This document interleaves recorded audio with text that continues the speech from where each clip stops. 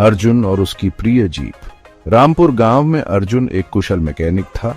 गाड़ियों से उसे बेहद लगाव था, खासकर अपनी पुरानी जीप से। जीप उसके लिए सिर्फ वाहन नहीं बल्कि एक साथी थी। उसने जीप को खुद सजाया था। उसकी नीली जीप सूरज की किरणों में चमकती, मानो आसमान का टुकड़ा धरती पर उतर आया हो। एक दिन अर्जुन को एक पुरानी हवेली में एक रहस्यमयी किताब मिली। किताब में समय यात्रा का रहस्य छिपा था। अर्जुन ने किताब का हर शब्द ध्यान से पढ़ा। उसे विश्वास नहीं हो रहा था कि क्या सचमुच समय यात्रा संभव है। उसने ठान लिया कि वह अपनी जीप को समय यात्रा के लिए तैयार करेगा। अर्जुन अपनी जीप में सवार हुआ और समय यात्रा पर निकल पड़ी रहा।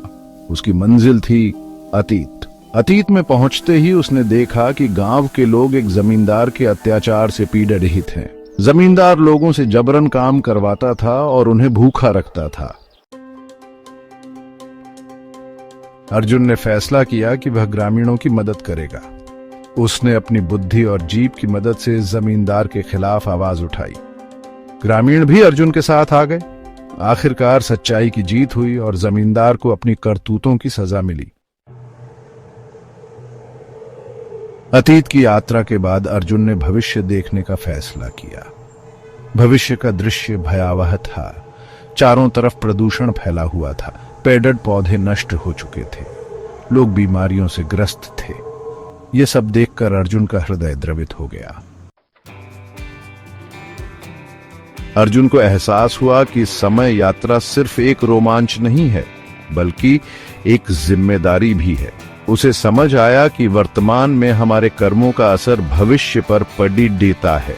अर्जुन ने प्रण लिया कि वह लोगों को प्रकृति का महत्व समझेगा और भविष्य को सुधारने के लिए काम करेगा।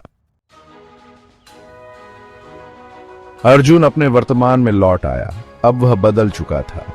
उसने गांव वालों को भविष्य की भयावहता के बारे में बताया और उन्हें प्रकृति के महत्व को समझाया।